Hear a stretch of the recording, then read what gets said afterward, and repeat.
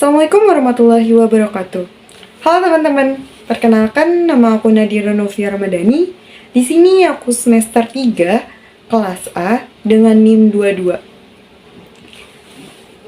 Pada kesempatan kali ini, aku akan menjelaskan mengenai perkembangan komponen evaluasi dalam kurikulum. Selamat menyaksikan. Nah, oke, kita lanjut ke pembahasan. Pembahasan pertama itu kita akan mengerti tentang pengertiannya. Apa itu kurikulum? Apa itu evaluasi? Apa itu komponen? Kita akan ngebahas nanti. Yang kedua yaitu ada fungsi. Fungsinya apa sih adanya evaluasi ini? Yang ketiga yaitu ada peran. Peran kurikulum tuh apa sih yang di dalam pendidikan tuh gitu. Ada juga mengenai jenis-jenis kurikulum. Jenis-jenis kurikulum atau jenis-jenis evaluasi. Yang keempat itu ada teknik. Teknik dalam evaluasi itu kayak gimana aja sih gitu. Terus ada juga mengenai instrumen penilaian. Baik, itu adalah subtema atau pembahasan yang akan saya bahas dalam materi ini. Yang pertama yaitu evaluasi. Evaluasi menurut Guba dan Linchen, mereka mendefinisikan bahwa evaluasi adalah suatu proses pertimbangan mengenai suatu nilai dan arti. Apa aja sih yang dipertimbangkan? Seperti orang, benda, keadaan, kegiatan, dan suatu kesatuan tertentu. Baik, yang kedua ada kurikulum. Kurikulum menurut Nikos 1996, beliau berpendapat bahwa kurikulum ada 5 kurikulum yang beroperasi di dalam sekolah.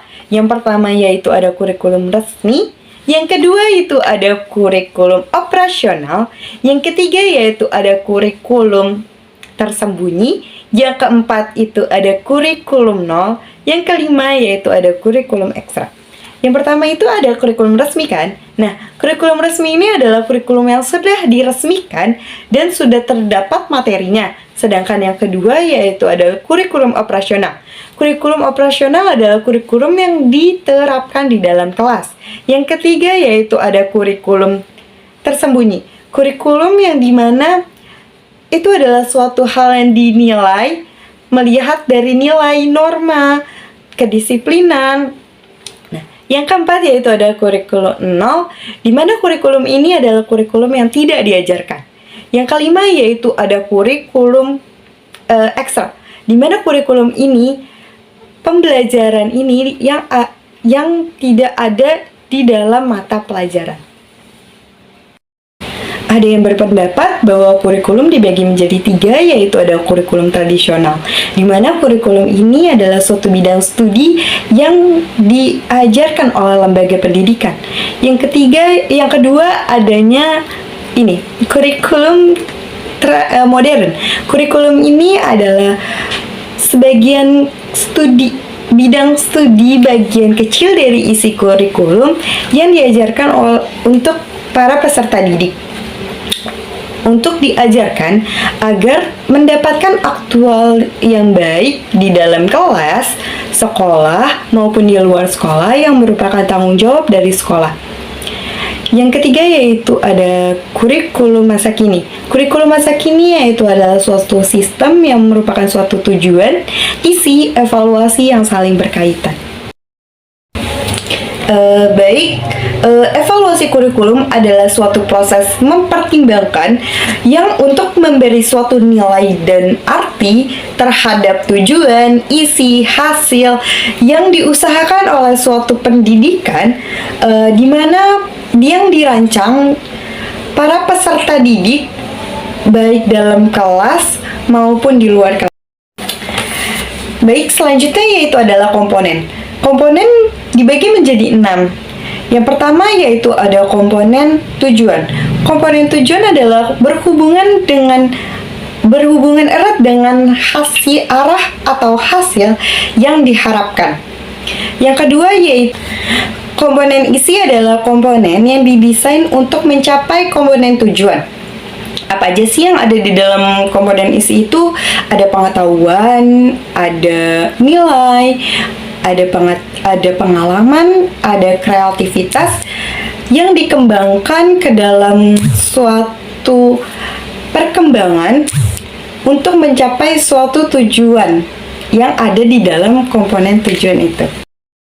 Yang ketiga yaitu ada komponen strategi. Komponen strategi adalah komponen yang perannya sangat penting nih, karena dia sebagai implementasi kurikulum. Nah, kenapa penting? Karena strategi adalah suatu rencana yang dilancarkan di dalam suatu kegiatan. Yang keempat yaitu ada komponen evaluasi. Komponen evaluasi adalah mengevaluasi semua kegiatan-kegiatan yang ada di dalam sistem pembelajaran. Yang kelima yaitu adalah evaluasi hasil belajar mengajar. Di sini dibagi menjadi dua, yaitu ada formatif. Formatif adalah suatu penugasan yang diberikan kepada siswa dalam jangka waktu yang pendek. Contohnya seperti kayak PR, itu akan diberikan kepada siswa untuk mengetahui sampai mana pengetahuan siswa dalam mengikuti materi-materi yang telah diajarkan. Yang kedua yaitu ada evaluasi sumatif, yaitu adalah evaluasi jangka panjang. Kenapa jangka panjang? Itu seperti menilai bahwa siswa ini layak untuk lanjut ke jenjang selanjutnya atau dia akan stuck di dalam kelas atau tinggal kelas. Yang keenam adalah komponen evaluasi pelaksanaan pengajaran. Komponen ini merupakan komponen yang dimana adanya suatu evaluasi dalam sistem belajar mengajar. Bukan hanya dalam hal itu, tetapi dalam pengajaran selama setahun ini akan dievaluasi. Fungsinya dibagi menjadi 5. Yang pertama yaitu sebagai umpan balik bagi siswa. Yang kedua yaitu merupakan mencapai suatu tujuan atau dapat tahu nih bagaimana siswa itu dalam mencapai ilmu pengetahuan yang telah didapat di dalam sekolah. Yang ketiga yaitu merupakan sebagai informasi. Yang keempat adalah sebagai dasar bagi peserta didik untuk mencapai masa depannya. Yang kelima yaitu merupakan evaluasi khusus yang dapat dilakukan untuk memperbaiki kurikulum yang terdapat di dalam pendidikan. Peran evaluasi kurikulum dibagi menjadi 3. Yang pertama yaitu adalah evaluasi moral judgment. Evaluasi moral judgment yaitu adalah suatu pengambilan atau suatu tindak lanjut yang mengandung 2 hal, yaitu adanya skala nilai moral. Yang kedua yaitu ada perangkat kriteria kritis. Yang kedua yaitu adanya evaluasi penentu keputusan, yang dimana penentu keputusan itu adalah suatu pihak-pihak, yaitu seperti orang tua, sekolah, kepala sekolah, inspektur kurikulum, dan pengembang kurikulum.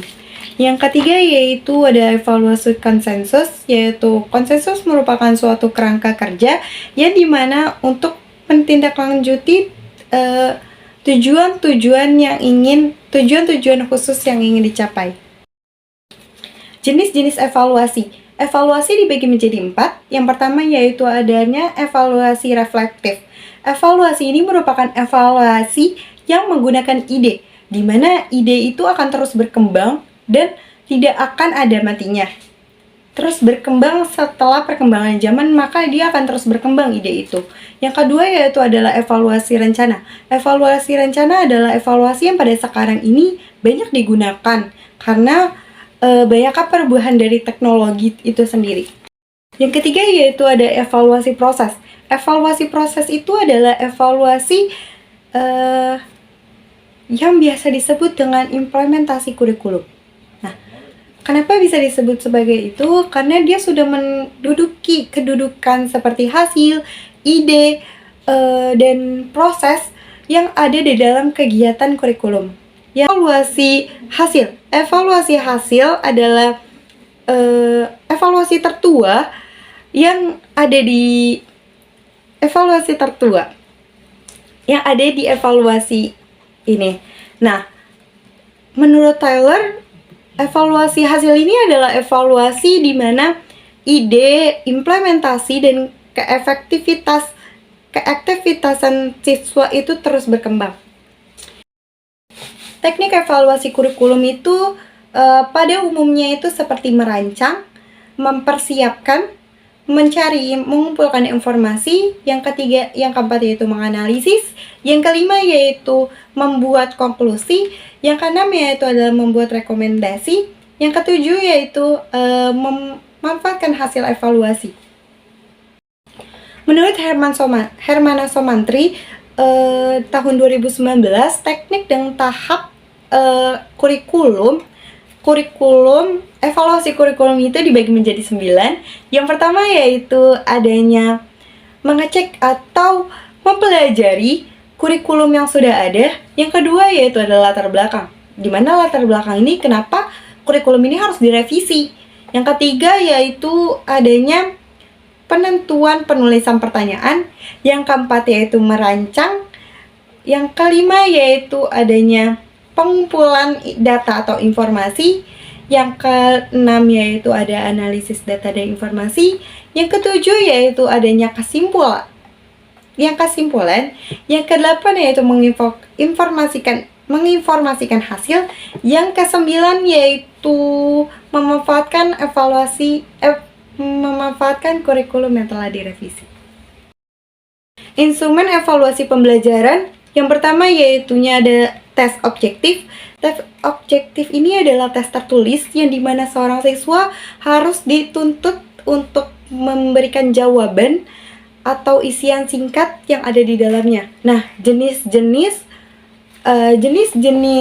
tes objektif itu ada 4. Yang pertama yaitu ada pilihan ganda. Pilihan ganda ini adalah dimana siswa harus memilih jawaban dari 4 jawaban yang jadi di dalamnya terdapat 4 jawaban, di mana 3 jawaban itu salah dan yang 1 adalah benar. Siswa harus dituntut untuk menjawab jawaban yang benar. Yang kedua yaitu adanya salah dan benar. Salah dan benar itu di mana siswa harus mengetahui bahwa pertanyaan ini benar dan jika salah maka jawabannya salah. Yang ketiga yaitu adanya menjodohkan. Menjodohkan di mana yang sebelah kiri sebagai pertanyaan, sedangkan sebelah kanan sebagai jawabannya. Yang keempat yaitu adalah isian singkat, di mana seorang guru atau pendidik memberikan soal yang dimana ada titik-titik kolom kosong yang dimana siswa harus menjawabnya. Baik, yang kedua yaitu ada non-tes objektif, di mana dibagi menjadi 2 juga, yaitu adanya uraian atau uraian terbatas menjawab soal itu dengan bebas namun terarah. Contoh soalnya yaitu sebutkan 3 komponen yang ada di dalam komputer. Itu maka siswa itu akan terarah bahwa oh, saya harus mencari tentang komponen-komponen apa yang harus ada di dalam komputer gitu. Baik, yang kedua yaitu adanya uraian bebas. Uraian bebas itu adalah uraian yang dimana siswa itu sistematik mereka sendiri. Contohnya seperti jelaskan pengertian sosialisasi atau jelaskan bagaimana manusia sebagai makhluk sosial. Mereka memiliki pendapat mereka sendiri yang dimana mereka menggunakan sistematika mereka sendiri. Instrumen non-tes dibagi menjadi 5. Yang pertama yaitu adanya tes skala sikap. Yang kedua adanya tes motivasi belajar, yang minat belajar. Yang ketiga yaitu ada motivasi berprestasi. Yang keempat yaitu ada kreativitas. Yang kelima yaitu ada tes lisan. Cukup sekian presentasi dari saya. Kurang lebihnya mohon maaf. Wabillahi taufiq wal hidayah. Wassalamualaikum warahmatullahi wabarakatuh. Sampai jumpa lagi.